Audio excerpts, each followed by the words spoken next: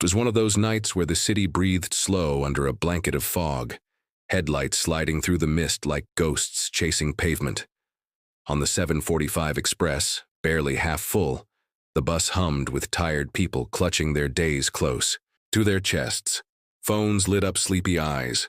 Coffee cups trembled in worn hands. Nothing really stood out, until he did. Jamal didn't expect much from the ride home. Same route, same smells, same jerky stops. He was 17, a senior, and worked part-time after school stocking shelves at a corner grocery on 49th. Smart kid, quiet, carried himself like someone used to being underestimated.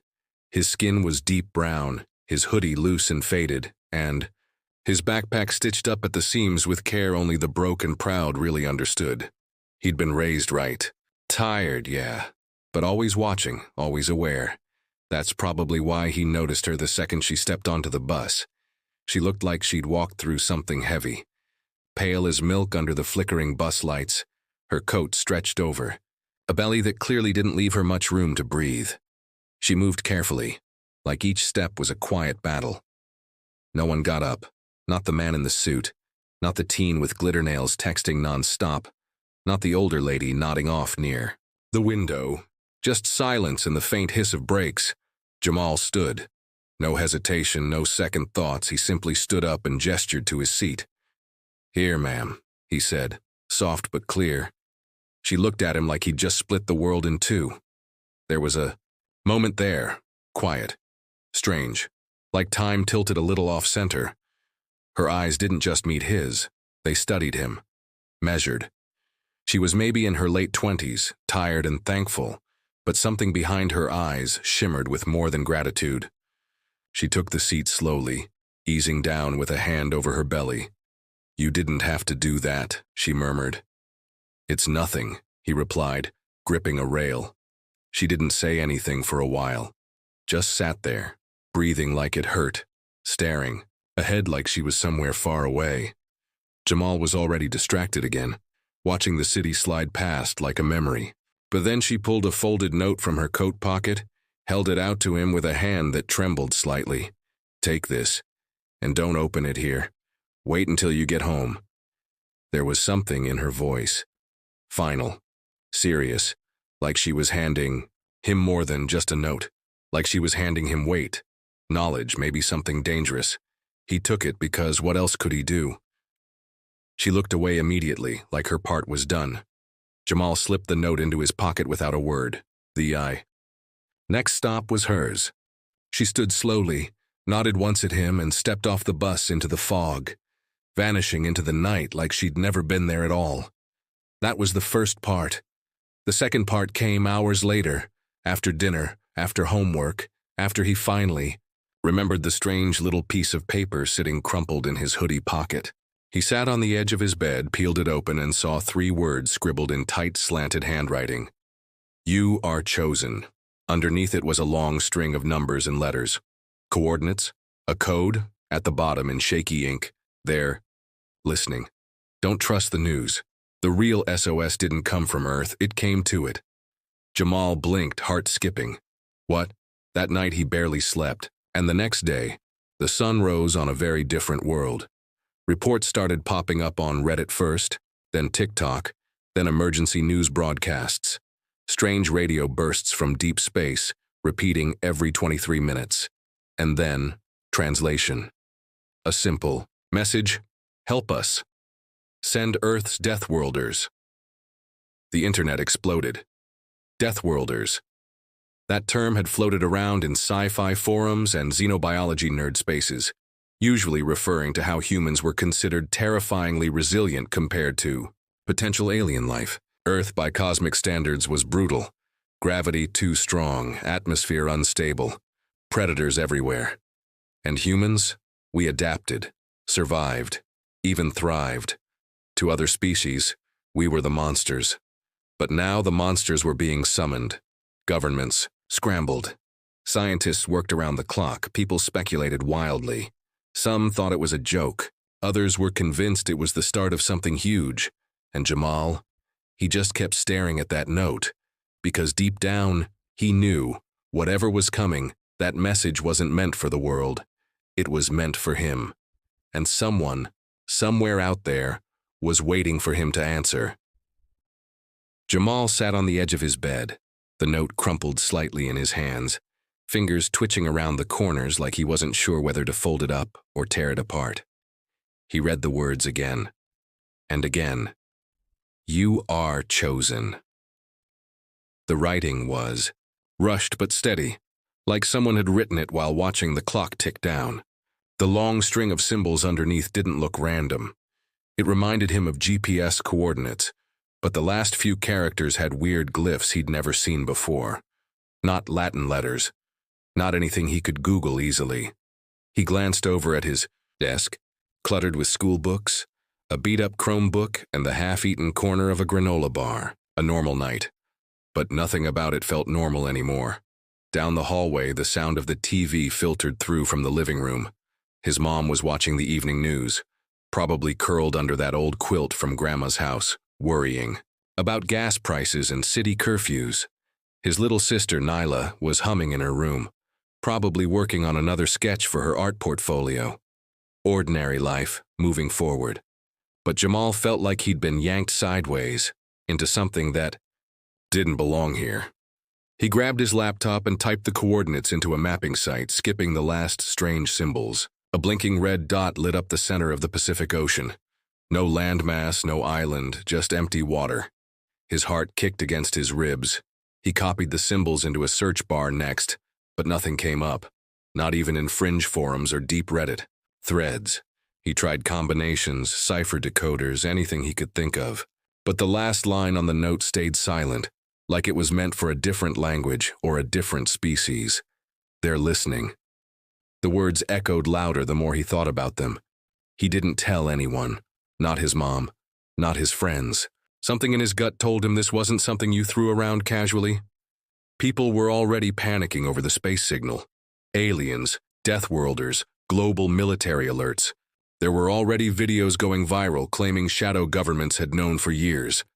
One video showed a man in a lab coat crying during a press conference, saying only, "We told them Earth wasn't ready." None of that explained why some stranger on a bus had picked him. The next few days passed in a weird kind of blur. The city moved like it was holding its breath. Schools stayed open, but barely. National Guard trucks rolled through downtown like it was normal. Cell towers were jammed. The signal from deep space kept repeating word for word, tone for tone. No change. No elaboration. Help us. Send Earth's Deathworlders. It hit differently every time Jamal heard it. At lunch, his best friend Mateo leaned across the table, voice low. You ever think maybe that message is not meant for, like, the military? Jamal didn't answer. Mateo tilted his head.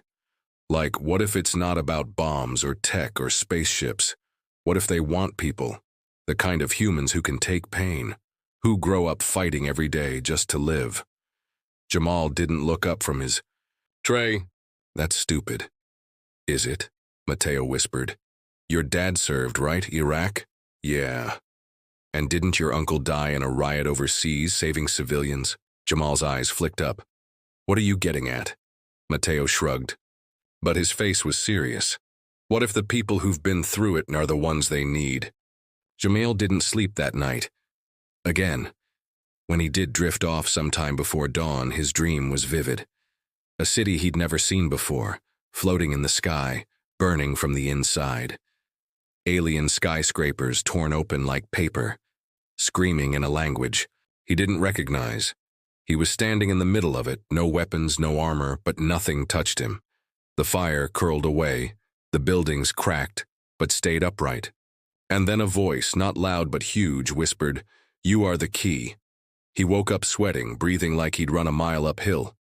The next morning, there was an envelope under the front door. No return address, no stamps, just his name written in the E. Same handwriting from the bus note. His fingers shook as he opened it. Inside was a train ticket, dated for tonight, departure time 9:37 p.m. Destination? No city listed, just platform 17, track black. Below that, one sentence, bring no one. He almost didn't go. He almost threw it all away, told himself it was just a prank, some elaborate mind game. But then, around 8:30, the power flickered across the neighborhood. Streetlights glitched, phones froze, and above the rooftops, a sound rolled through the clouds like thunder. But deeper, stranger. He stuffed the note, the original slip of paper, and the train ticket into his backpack, grabbed a hoodie, and left. No goodbye, just told his mom he was heading to Mateo's to help with homework. The air outside felt different, thicker, like the sky was pressing down. The train station was mostly empty. Security guards stood too still, like they were just props in someone else's scene. Track. Black wasn't listed on any signs. Jamal wandered through side corridors, took stairs that hadn't been cleaned in months. Cobwebs, graffiti. A flickering exit sign that led to a shadowed tunnel he'd never seen before. Platform 17 was real. It wasn't lit, not properly.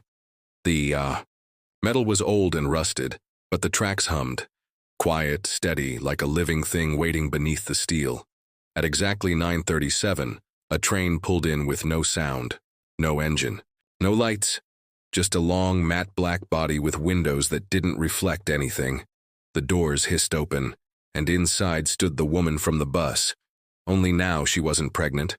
She wasn't even pretending to be.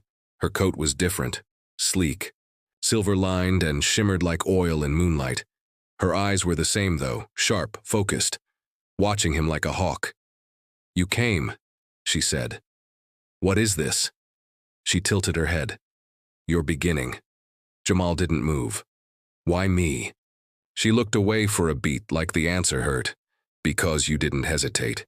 Because you stood up when no one else did." The train hissed again. She stepped aside. Jamal looked behind him one last time. The tunnel was empty, silent. And then he stepped forward onto the train, not knowing if he'd ever come back. The inside of the train was silent. Not the regular kind of quiet, but the kind that felt like the walls were listening. There were no ads on the panels, no hum of fluorescent lights overhead. Just a soft, steady vibration under Jamal's feet, like the train wasn't gliding on rails but moving through something thicker than air. He sat near the door, gripping the seat's edge, watching the woman across from him. She hadn't said another word since they boarded. She just stared out the window, though there was nothing to see outside but a shifting gray fog that pulsed with faint light. After what felt like hours but might have only been 20 minutes, she finally spoke. "You think it's aliens, don't you?" she asked, not looking at him. Jamal didn't answer right away. "Isn't it?" Her lips tightened. "That's not the real question." "Then what is?" She turned to face him fully, and now her face looked different under the pale interior lights. Harder, tired, not old, but worn. "The question is, what kind of thing asks for help from the most dangerous species in the known galaxy? And why Earth was the last place they turned?" Jamal swallowed. His voice was low. "You mean humans?" She nodded once. "Deathworlders." The word still felt ridiculous to him, like something off a sci-fi message board. But the more he thought about it, the more it made sense. Earth was chaos. From birth, humans fought to breathe, to eat, to grow, to survive war, poverty, heat, cold, diseases, disasters. And they always found a way, always. He'd heard the term thrown around online all week, on podcasts, live streams, even in serious interviews now. Scientists were saying it too. Earth wasn't a haven, it was an anvil, and humans, they were forged on it. But what could be so bad out there that someone would rather deal with humans than face it alone? "Who are you?" He asked finally. She didn't blink. "My name doesn't matter, I'm a carrier, that's all." "Carrier of what?" "The message," she said, "and the choice." He frowned. "What choice?" But she just looked back out the window, like she'd already said too much. The train slowed, but no noise came. No screech of brakes. Just stillness. The doors slid open into a station that didn't look like anything Jamal had ever seen. The walls weren't brick or metal, but smooth stone, like the inside of a mountain. Dim lighting pulsed from cracks in the ceiling like breathing. And people were there. maybe 30 of them scattered along the platform. Different clothes, different ages. A woman in a nurse's uniform, a guy in a torn hoodie with prison. Tattoos. An old man in a business suit breathing hard into a paper bag. A kid no older than 14 with a prosthetic arm and a fierce expression. Jamal stepped out slowly, his sneakers echoing on the stone. The others looked at him. Some nodded. A few whispered. They were like him. Normal. Human. Except every single. One had gotten the note. Every single one had been chosen. The woman stepped off the train last. "They need you," she said. "But not just for who you are, for what you've survived." She pointed to a stone door at the far end of the platform. "Inside you'll find the truth. But once you go in, you don't get to walk away from..." Jamal looked at the others. Some were already walking toward the door. Some hesitated. He felt the weight of it all pressed down, thick and invisible. He walked. The chamber beyond the door was vast, circular, with walls etched in patterns that shifted when you didn't look directly at them. In the center stood a pedestal. On it, a hologram flickered to life, an image of a planet torn in half, fires, wreckage, screaming, not Earth, somewhere else. A voice filled the chamber. Mechanical, layered, alien, but translated. "This is Kirill. It was once the seat of the Kalshari Empire. Now it is a grave. We called for help, no one came." The image changed, showing sleek ships cut apart, cities turned to craters, children screaming into skies that burned. "We do not ask for soldiers. We ask for survivors. Your kind. Your world has created the most efficient survivors in the known galaxy. Not because of your power, but because of your pain, because of what you endure." The hologram dimmed. Jamal looked around. "No." Jean spoke. Then a new voice broke the silence, someone else in the chamber, a woman near the back. "So you want us to fight your war?" "For what?" the carrier answered, stepping forward again. "Not fight it, survive it, learn it, help end it. You're not being recruited, you're being awakened." Another guy, mid-30s, muscular, angry, stepped up. "Awakened into..." "What?" The woman's voice was flat. "Into what you already are. Deathworlders. Survivors of the most hostile world in this quadrant. You've been trained since birth by your planet to adapt, to resist, to overcome. That's why they called for you." Jamal's chest was tight. "Who are they?" The woman's face shifted. Fear creeping in now. She looked at the ceiling. "Not all calls are cries for help," she whispered. "Some are traps. And if we..." heard the signal. The lights flickered. The platform shook, and somewhere, far above them, something massive moved. Jamal's instincts kicked in. He turned to run, but the chamber sealed behind them. The others pressed in close. The air got colder, and then, like ice sliding down his spine, Jamal felt it. They weren't alone anymore. He didn't know what was waiting beyond that door. He didn't know who had sent the signal, or why Earth was the final card they played. But deep in his bones, he knew one thing. This wasn't just about aliens, or war, or survival. This was about what it meant to be human. And someone, something, was about to find out exactly what that meant. The walls trembled again, just enough to feel in the bones, like the whole place was breathing wrong. Some of the others started backing away from the center of the chamber. A few shouted questions, but no one had answers. The carrier woman, if that's even what she still was, stood perfectly still, her gaze locked upward as dust rained lightly from cracks in the stone ceiling. Jamal's heart was pounding so loud he could hear it in his ears. That same voice kept echoing in his head. "You are the key." He didn't know what it meant, didn't know who had whispered it in that dream or how any of this connected to him, but he felt it pulling him toward something. Not just fear, purpose.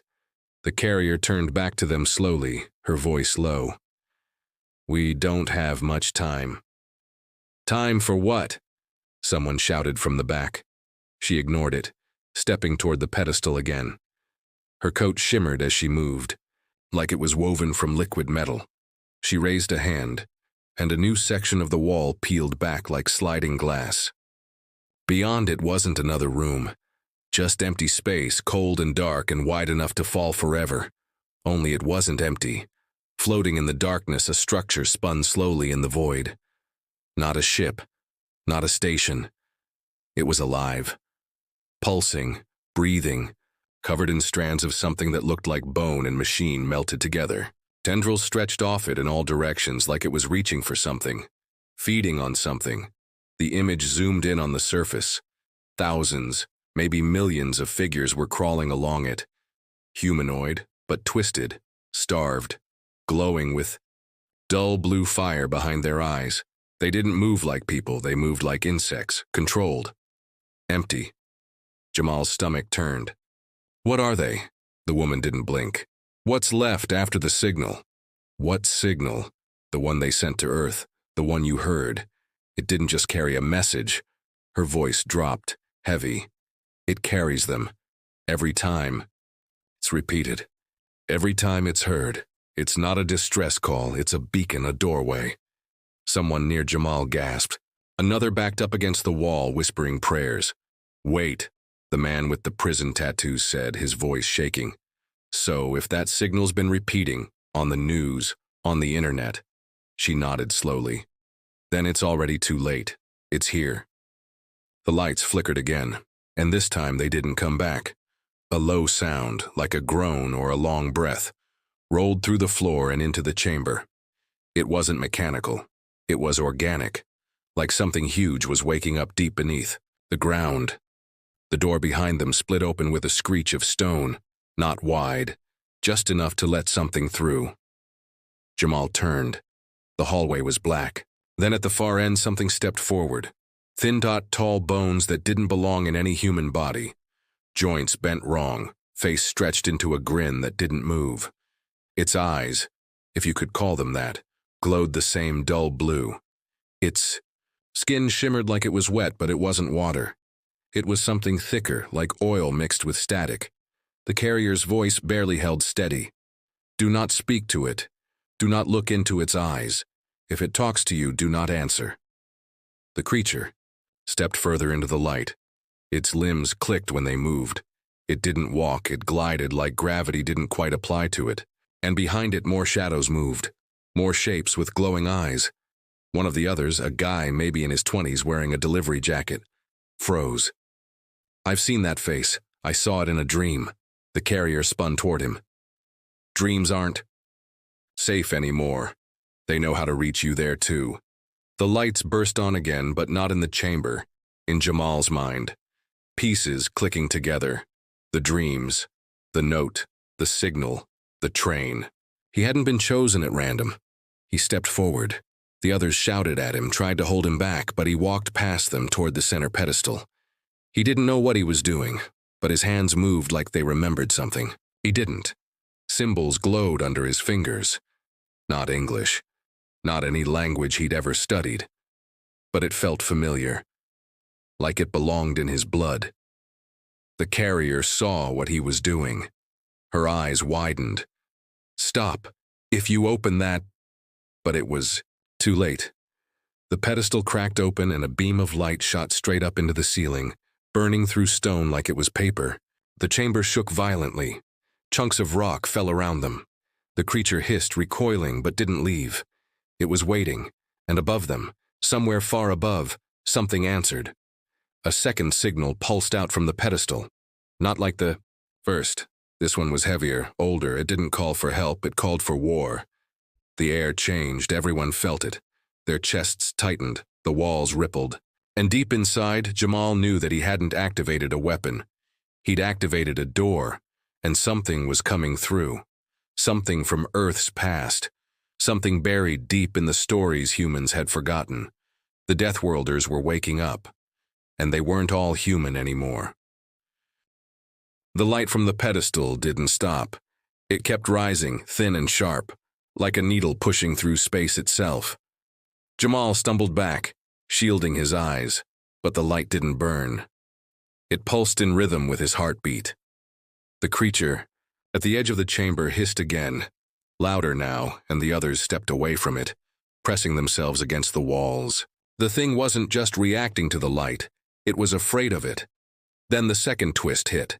The beam fractured, split into 7 separate threads that curved like veins into the air and locked into glowing points above their heads, each one pulsing with color and shape.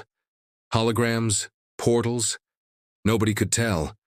But the one directly above Jamal shimmered with a swirling view of Earth. Not a map, not a satellite feed, but something alive. And in its center was New York, his city, his street, and it was burning. The crowd gasped. One woman dropped to her knees. The projections above them changed rapidly. Cities all over the globe flashing through, each one with the same haunting image. Normal life crumbling. But not because of war, not because of panic, because the signal had infected them. The creatures, the ones that had just begun to creep into the chamber, had already arrived on Earth. They didn't come in ships. They didn't crash from the sky. They came in sound. Every replayed broadcast, every viral video, every TikTok that sampled the alien transmission. All of it had been spreading a frequency. Not just information, a seed. And now the infection was waking up in people. Everywhere. Jamal's vision blurred for a second as the world tilted sideways in his mind. This wasn't just about answering the signal. Earth had already answered. It had already opened the door. And he had just made it. Worse, that light beam, whatever it really was, hadn't just reacted to him. It had recognized him. The carrier woman staggered to the edge of the pedestal. She looked older now, like years had collapsed into her body in seconds. "You weren't just chosen," she said, voice barely a whisper. "You were marked at birth, probably even before." Jamal stared at her. "What does that mean?" She looked up at the sky thread above him, where the burning image of New York rippled like smoke. "It means you're not the first." A deep tone rolled through the chamber. Not a sound, a feeling. Everyone heard it in their bones. And then, without warning, the wall opposite the pedestal began to crack. A jagged line split the stone, glowing with the same pale blue as the infected. Dust exploded outward, and the creature by the door shrieked, not in hunger but in terror. Out from the crack came a voice, cold, deep, familiar in the wrong way. "Do you understand yet?" it said. "You are not chosen. You are bred." Crack widened. A figure stepped through. It looked like a man, human-shaped. But its eyes glowed blue, and behind its skin something shifted, like it wasn't made of blood and bone, but memory. Old memory. Collective, shared, stolen. Jamal froze. He knew that face. It was his. Not identical, but close. A little older, harder, like someone had sculpted his features from steel and ash. The others backed away again, murmuring. "You, Jamal," whispered. The figure smiled. "I am what you were meant to become." He walked closer. Each step echoed like iron on stone. "Earth has always been a death world," the figure said. "But it wasn't always your world." Jamal's mouth went dry. "What are you talking about?" "You were seated here, all of you, long ago, not as protectors, as weapons. A contingency, a last resort." His eyes flicked to the others. "Survivors of 1,000 generations of struggle. Every war, every hardship, every brutal lesson was a test. And now your time has come." The carrier stepped between them. "We buried the project. We stopped it." The figure tilted his head. "You delayed it, but the signal did more than wake Earth." He turned to Jamal again. "It woke me, and now we continue." Then he raised a hand, and the infected creature near the wall twisted like a puppet, bones snapping, limbs reshaping. It rose into the air, grew larger, spines erupting from its back. Jamal staggered back, eyes wide. The others ran, but not far, because every tunnel they turned down now opened into something else. Hallways that bent in impossible directions. Some spilled into cities that shouldn't be underground. Others opened onto black oceans. It wasn't just a base anymore. It was a labyrinth. One built from the signal, from Jamal's memories, from humanity itself. and whatever was coming through. The other side wasn't just trying to conquer Earth. It wanted to reclaim it. Jamal didn't run. He couldn't. Not anymore. Because the face standing in front of him, the copy, the weapon, the shadow version of himself, wasn't here to destroy him. It was here to merge. And somewhere in Jamal's chest, something ancient stirred awake.